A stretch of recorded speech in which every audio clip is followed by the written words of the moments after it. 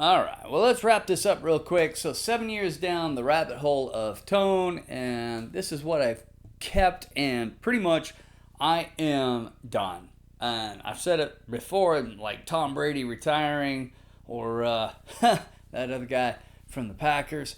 I'm done, and I really mean it this time. But let's get around this real quick. So, we got a Jason Richardson guitar up here. Really interesting guitar. More on that later, but can be had used for $500 to $600, and it's a crunch machine. What you'll notice most about this is the middle position always goes to split, just with the selector, which is cool. And the pickups are really unique and barky, like the EVH Wolfgang series. All right, and then the Charvel San Dimas is a great guitar. I expect to keep that for a while. I'm on the block a little bit about it because the Wolfgang standards are so outstanding. But this does, it is splittable, and they are beautiful. They play really nice. They got the neck is curved or carved on the rolled. The neck is rolled, which is really nice. And it stays in tune because of the locking setup, which everybody needs at least one of those. All right, so over here we've had the green Charvel forever. It's a 1980s something, 80s era green Charvel, and locking tuners, hip shot bridge, It's just so simple. It's got a single coil at the neck and a humbucker at the bridge, one volume, and a pickup selector switch. And it's just super fun to play. Used to have issues with the G string, but it's settled in, and I don't have any tuning stability anymore. It is great. Love it. Up there is the old ESP. It's been around since I've been around. It's an old LTD 410 QMNT. You can still get them for about $225 on Reverb. Great guitar. And that is, I did install some EMGs. Thank you, Matt, for getting me a dealer price on, or a friend of a friend price anyway, on a pair of EMGs. And it is tuned down to C sharp drop B, and that's my low, tuned guitar. I don't have anything tuned lower than that because I really can't hear a difference when it's tuned lower than that. Anyway, super fun, and it's super solid and great guitar for that low kind of stuff. All right, so now some of the amps. We got the Friedman over here, little sister. The twin sister is just two of the same type amp. And I don't know why you'd need two of the same. Because the voicing is the same. In the twin sister, you just have the choice of, it's the same voicing, and you get low gain or high gain of the same type channel. Well, you can flavor that enough with one channel, and you don't have to share an EQ because you can stomp on a pedal, and then the EQ of the pedal allows you some frequency changes tailored to your spec, to what you like, whereas a two-channel amp with one EQ often runs into problems because you got the shared EQ. So why not just save a buttload of money and go with the Friedman little sister? Still a great amp, great master channel. I love playing this at lower volumes. It's great for home use. It doesn't have to be cranked. It sounds good at low volumes. It sounds great at high volumes. 3 ranges of gain. It does sound great. Now, the interesting thing about this, and I said it when I had the JJ Junior amp, that Friedman's sound best with an open-backed cab. This matching cab with this Friedman is open-backed, and it comes with a G12 creamback, the G12M creamback, which I've also said is, in my opinion, the best speaker you can get for Marshall-styled amps. So apparently Dave took my advice and designed an open-backed cab and a G12M stock. Comes in with that, with this little sister. Now, I do plan to put a bright switch mod in this. It does have a bright switch on it, but it's not a capacitor across the volume knob.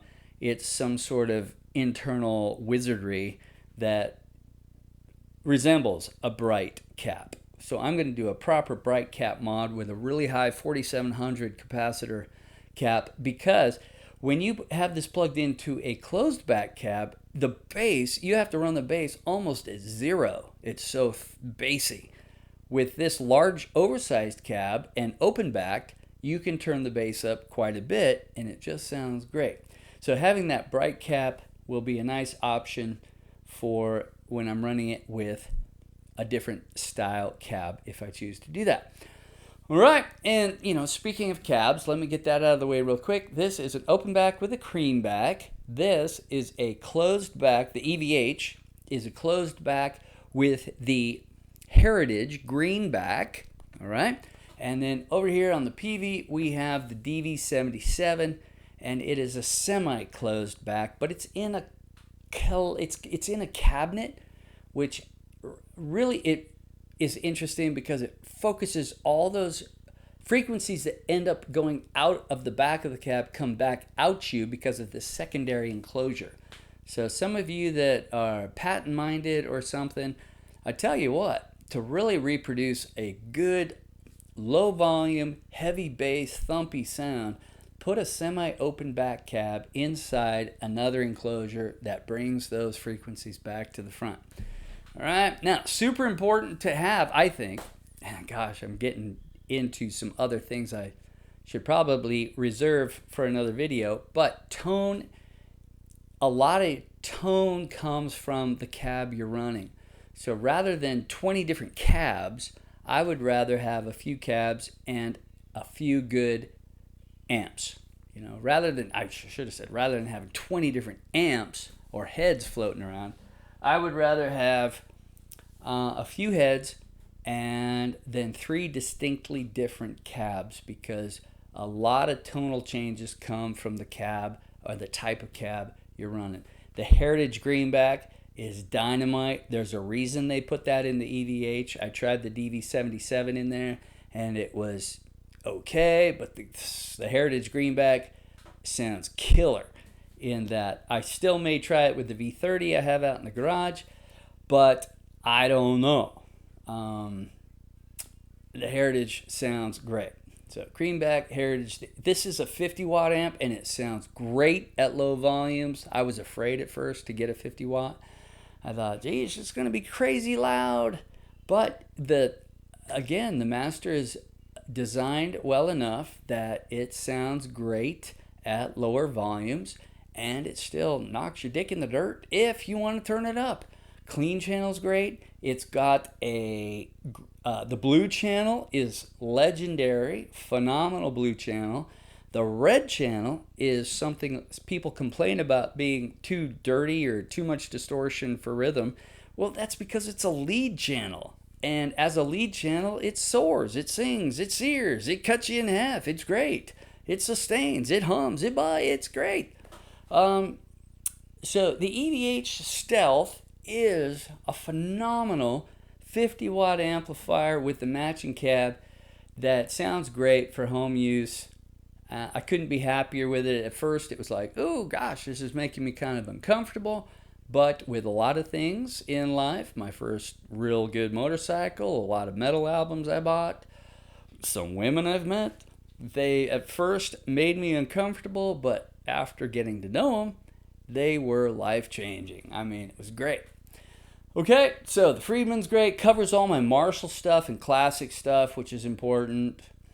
The EVH is just great, unique, hard rock, clean type stuff. We'll do blues, plus you've got the red channel for lead. Now, the PV Invective over here, I did get rid of the Angle Fireball because it was just kind of a hot rodded Marshall tone. It was the old Dio style tone, hot rodded Marshall maybe, but it just didn't have enough to take me into the kind of metal tone I wanted. It's a great amp. It's got all sorts of great features, but just didn't have quite enough gain, whereas the Invective, oh my gosh, it's so much fun. I've been playing the Invective here for a couple of weeks, and my favorite way to run it is with the tight channel on for rhythm. You can crank up the gain and it sounds tight. I can put the gate on if I want. I don't have to run the gate, but I can. And when you want to run a lead, you can either hit a pedal to punch it in the face and get that searing lead tone, or switch over to the, take the tight selection off, and that delivers a really great lead tone all on its own. The gain is right, the decibel increase is right, which is a great feature of this. Now, and then if you want to take the gain way down, then you can also use that high gain channel as your rhythm, or the tight channel as something more like light rock or blues. And then I've got, at the end of this video, I'll show you how to get a nice AC/DC type, classic type tone out of the clean channel. Clean channel is not the best because it's so bass heavy, but if you cut the bass to 0 and use a overdrive pedal that has a mid control like the MXR Badass, you can dial some of those mids down and adjust the amount of gain you want, and you end up with a really nice crunch tone. And then the PV cab has the DV77 in it, all right, because this amp loves drop tunings and the D77 speaker loves dropped tunings. So this is the setup for that really deep, dark metal tone that's crunchy as heck and tight. So what we have is great Marshall tone. Over here, we've got heavy rock to just fun in the middle with the EVH, and then drop tunings shine over here with the PV Invective more so than with the Fireball. I shot it out against the Fireball some years ago, and I picked the Fireball, but that was because of the Fireball's build. It was German, it was quality, it was great, it was just feature-wise, it was super, but I always missed the hairiness of this PV Invective, the wildness, the looseness. It's just crazy, and the harmonics you get on the PV are outstanding. Those pinch harmonics are easy to achieve. The natural harmonics that come out are just outstanding with the PV amps.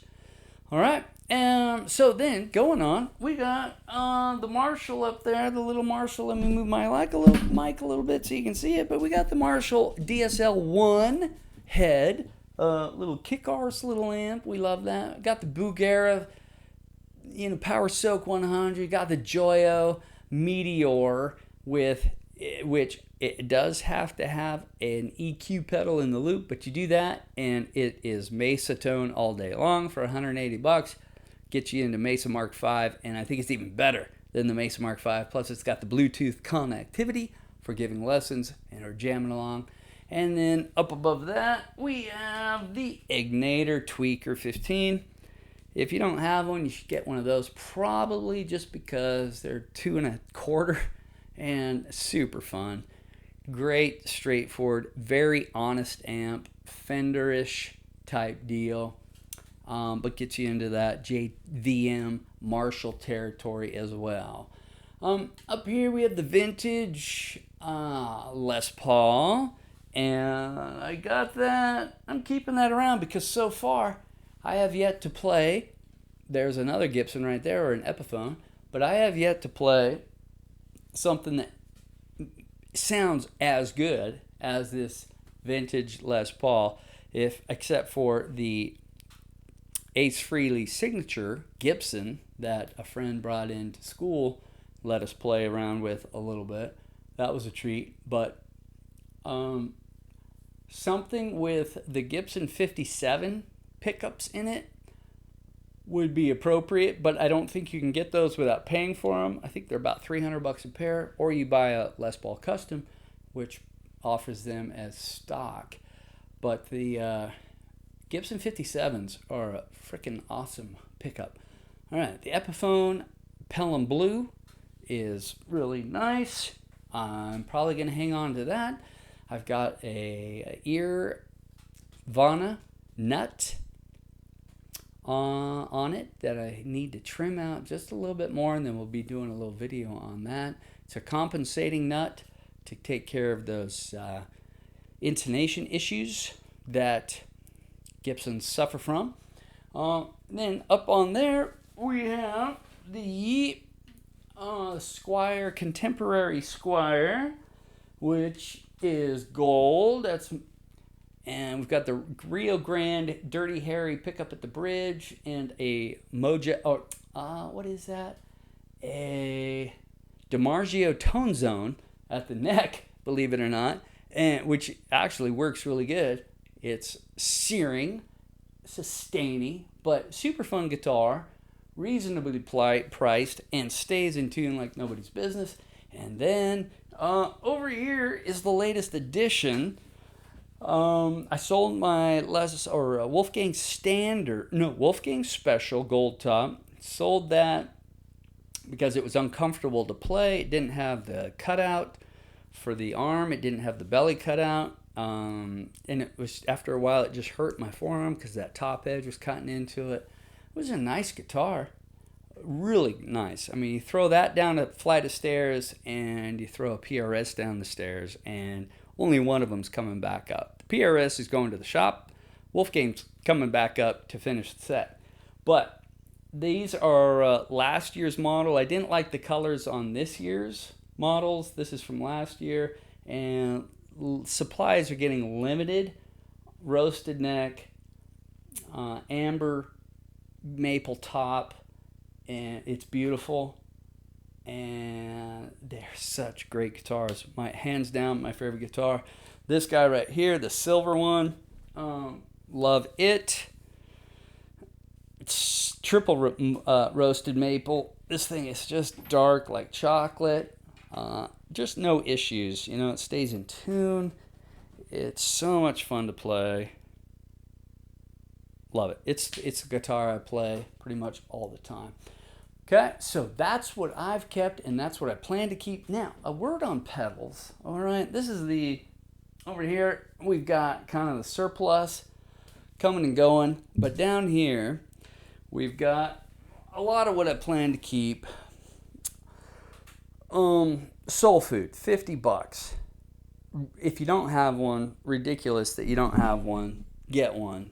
They are great. The 385 goes from drive to fuzz, so it fulfills both those kind of things. Great for a clean channel. If you want to have a lead that's dirty without being too much of something, that's great. The Super Badass Distortion is great.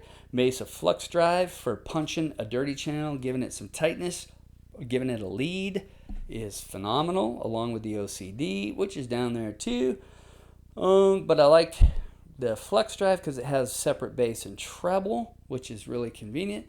That analog delay up there by Joyo is great. The Beat Buddy is great. Better than the S-Drum for reasons I won't go into now, but Beat Buddy wins out. MXR Analog Chorus because it loves dirt as well as clean. A lot of chorus pedals on the clean channel, they're great, but you punch them in the face and they go to mush. The Analog MXR Chorus does not. It'll get you to the Zakk Wylde territory on its own. And then, I was thinking about cheap overdrives, for Pete's sake. I'm so tired of, I bought the 3 cheapest overdrives on Amazon. Well, and then I'm going to tell you how good they are, right? They're crap. Save your money and I just got into these Archers. These Archers are phenomenal pedals. I am all over it. That's an Archer Clean, and to the right is the Archer, not the Klon, but it's a silver Archer. The Klon is the gold one, but I am thinking I might get the JVM 45 too, 45 caliber from Archer. The Echo Machine for a delay pedal is a Behringer. Good luck getting one. They don't make them anymore, but that thing is great. Loop Station is great. The Ditto is great. As far as reverbs go, the Neuenauber MK2 Immerse, MK2, the second revision of the Immerse, best thing ever. Great shimmer, great reverbs. You won't have that digitized type decay in your reverb. Plus it has echo reverb and detune reverb. It's a bit pricey, but worth it. And then as far as dual pedal or dual button overdrives, I've got the 1987 that I tried, and I've got the JCM drive, which is a Weibo pedal out of Germany. And out of all 3 of those, this dual gun, which is one of those cheap pedals on Amazon, this dual gun is actually really fun. It's a Marshall tone, and it works good, and you'll like the tones you get from it. All right, so I think I've covered everything, and that's really where everything's gonna sit. I do have a flight guitar that I ordered last year, and it's gonna be arriving pretty soon, so we'll probably have to take a look at that. I am gonna be dropping off videos. I'm not gonna be making videos anymore. YouTube is a hideous monster, and the whole scene is kind of hideous, because when it's about the music, you don't need any of this stuff. And with all the people pimping all this stuff all the time, it makes you feel like you do, and I don't want to be part of that anymore, because when it's about the music, it doesn't matter. You can be playing through a pig nose amp or a little air amp, because the music is more important. And with the way YouTube is getting, it's just becoming hideous a little bit. I don't want to be part of that. I would rather I'm almost to the point where I'm going commercial free on YouTube, And so why then would I want you to sit through commercials on my channel so I can make some money if I myself are selecting to opt out of watching commercials so that other channels can make money, because that's how people make money. All right. Perhaps more on that later. Anyway, great stuff. Friedman. Oh, well, did I say?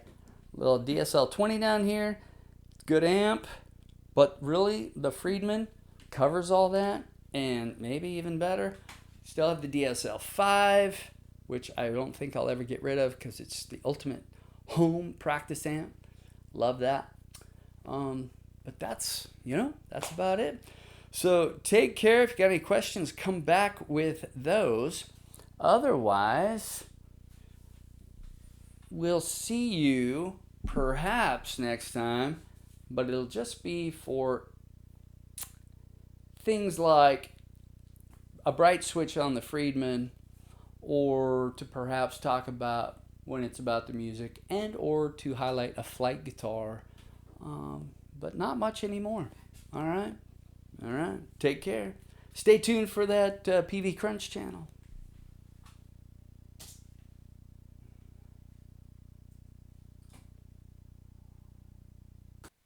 So to get a really nice crunch tone on this PV, I've got my gain at 3 o'clock.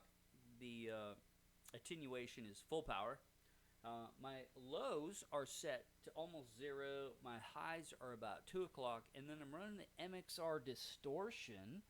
And it is with the output or volume, it's about 11 o'clock. The gain is about 8:30 or so. 8 to 9 is going to do you well. The bass is at 11 o'clock. The mids are at 9, so we're cutting a lot of mids out of this channel. And then the treble is up at 1 o'clock. And you get some really great, put a little reverb on this, it's great. But